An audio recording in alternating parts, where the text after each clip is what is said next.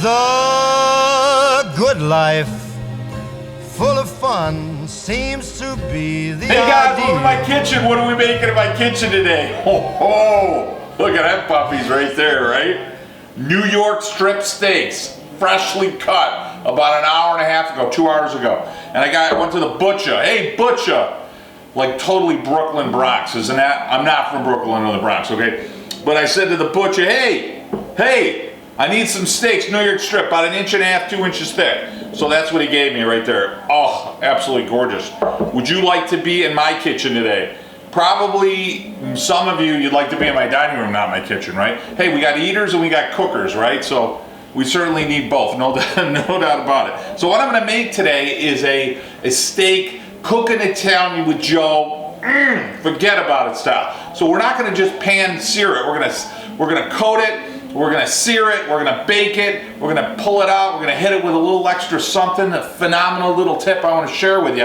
Then what I'm gonna hit with it, are you ready? I mean, it almost hurts me to say it, is we're gonna hit it with Gorgonzola butter on the top. Now, I don't have enough time to show you that in this video, right? So you'll have to watch another video because I'm making another video on how to make that. It's gonna be absolutely delicious. And then, hey, what are we gonna serve it with as a side? I'm gonna hit it with some polenta made with some vegetable stock. Oh, I mean, oh my God, phenomenal. All right, so let's go over ingredients and then we'll get cooking, okay? So number one, flour. One of my favorite recipes that my dad and my grandmother would always do is they would flour the steak. So we're gonna coat it in a really light coating of flour and we're gonna season it. And what that does, it gives you an encrusted casing for the steak. It helps keep some of the juices in, and essentially it adds another body of flavor. It adds another layer of flavor to what is already absolutely phenomenal. We've got some butter, 4 tablespoons of butter. Essentially you're gonna use 1 tablespoon of butter per steak, if you will. I got about 3 cups of flour. I've got a pastry flour. I like to use a low protein flour, so a double O, cake flour, pastry flour, all purpose will work, no problem. I've got a heavy tablespoon of thyme because we're gonna season the steak. I've got some parsley, unbelievable. I've got some salt. Today, I'm getting crazy. I'm using pink Himalayan salt. Sounds kind of sexy, doesn't it?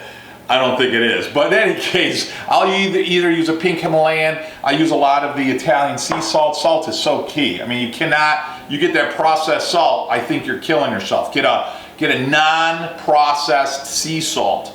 It's gonna be filled like the gray French sea salt we use a lot, and it's gonna be filled with minerals. It's healthier for you, and man, it adds a level of flavor that you can't get with processed. We got I'm almost out, thankfully, but I've got some black, freshly ground pepper, and yes, you guessed it, olive oil. So for some of you guys that are my regulars and some of you that aren't, as you know, I own a farm in Italy, and I grow olive trees, grow olive oil. I grow olive trees, and we make what I consider to be the best olive oil on the planet. So we've co-opted now with a whole group of farms in Puglia, right in that region where my farm is, to bring you essentially a trip to Italy in a bottle. It's absolutely delicious. It's grassy, earthy, it's got a little pepper kick to it, perfect balance of flavor, and you can get it right on our webpage, Cooking Italian with Joe. You can get it on Amazon, or you can go right on our Facebook, click the buy button, and grab yourself a couple of bottles.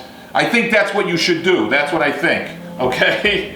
For my boys, hey, at least for my children, right? I gotta feed my starving kids. All right, first we want to oil the steaks. Now there's a whole discussion. I mean, you can go on blog after blog about whether you salt the steak before or after, or when should you salt it. So the general rule is, and it was always something that I was brought up with, we're going to salt it immediately before we cook it. So as long as you're going to put it on that grill within a few minutes after salting it, you're fine. If not, what happens is salt tends to bring out a lot of the fluid.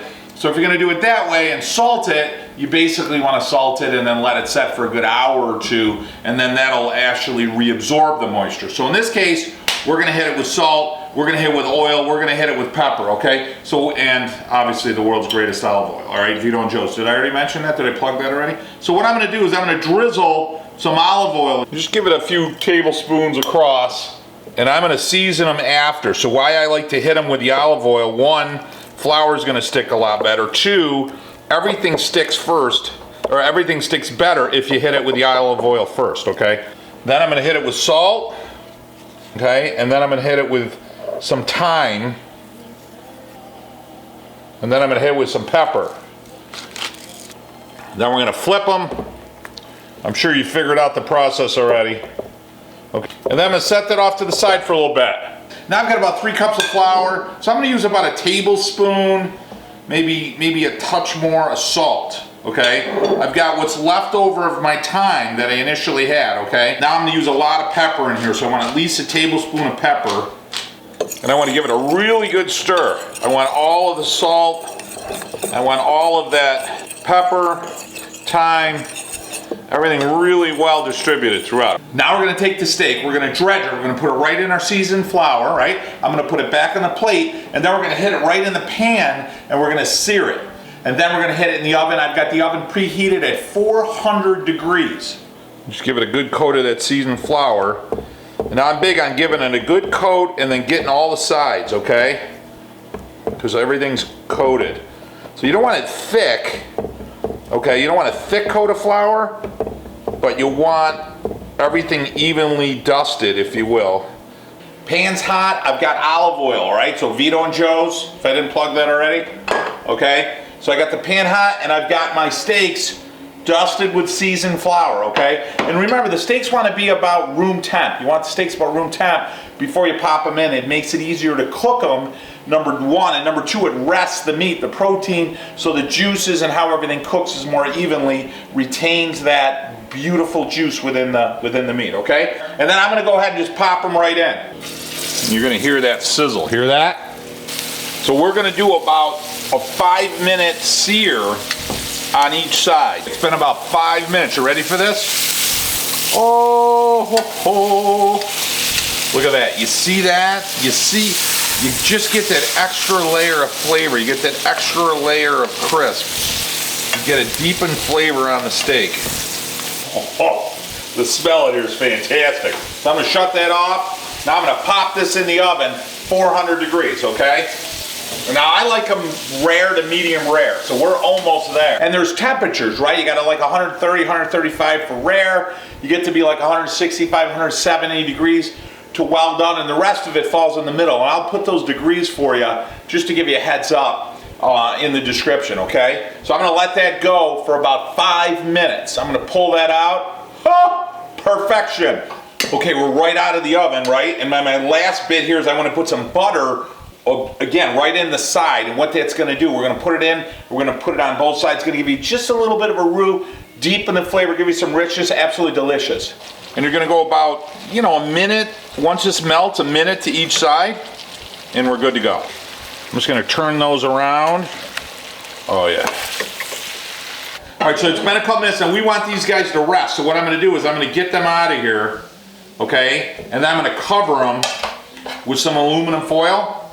And what that does, you hear about that, what does that do? Right now what happens, think about if you got burned, right? If you got burned, you know how you tighten up, you'd retract? Well, that's what the meat does. The meat actually gets really tight. Let me cover this with some aluminum foil. So I want to do a good 5 to 7 minutes, and I want to do nothing. Just leave it alone, okay? Now what happens is the meat starts to relax. The fibers are, you know, because when they retract, when they tense up, the fibers squeezes all the juices out, right? So as it starts to cool and you let it set, the muscle fibers relax, and allows all that fluid, all the juices within the meat, allows everything to flow back within the meat.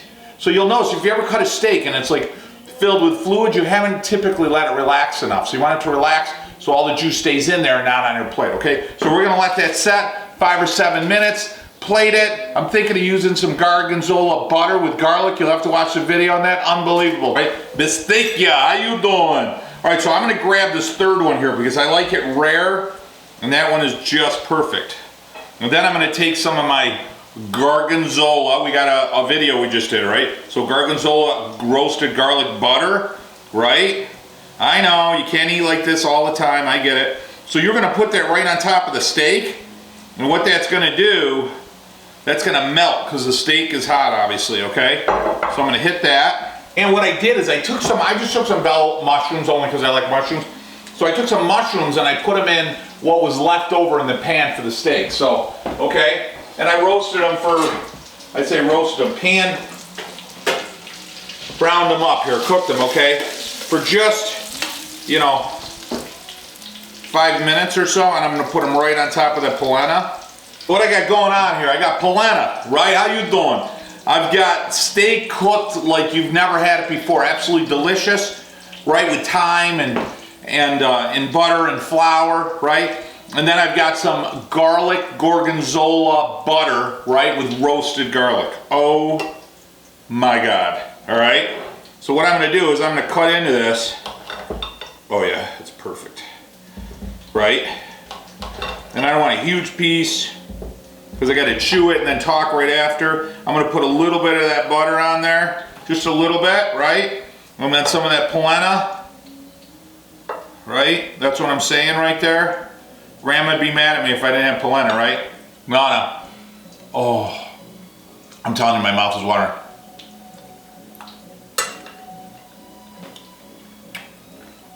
Oh, you got the crisp of the steak, right? And the flavors in the steak. One of the things I love about cooking a steak this way is the flavor never stops. You know what I mean? There's always a depth. You've got that crunch with the flour, and you've got the thyme, the olive oil. You can taste that salt and pepper. Absolutely delicious. And then the thyme enhances the flavor of the meat, so you can just feel that flavor come through.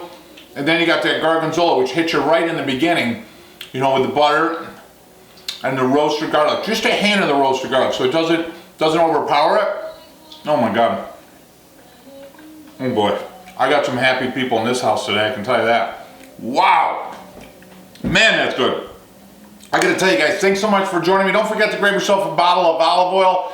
Vito and Joe's best olive oil in the world. You can have yourself a bottle of Italy right in your own kitchen. And don't forget to celebrate your heritage and set some traditions, man. I'll tell you, you gotta go in the kitchen and you gotta get busy. You gotta get dirty. You gotta make stuff. You know what I'm saying? You gotta tell the kids, hey, listen, shut off the TV, shut off the electronics, shut off the game, right? And let's come in the kitchen and have some fun. I'll tell you, they won't remember the next app. They won't remember who's playing the football game in a year from now. Basketball, you ask them 20 years from now, they won't remember. But they'll remember how to cook a steak. They'll remember how to have some polenta. They'll remember how to make some Gorgonzola blue cheese with roasted garlic. I'll tell you what, they'll never forget that. That's a gift you can give them for the rest of their lives, guys. Just like my parents and my grandparents gave me those gifts that hopefully you enjoy. I'm sharing with you guys.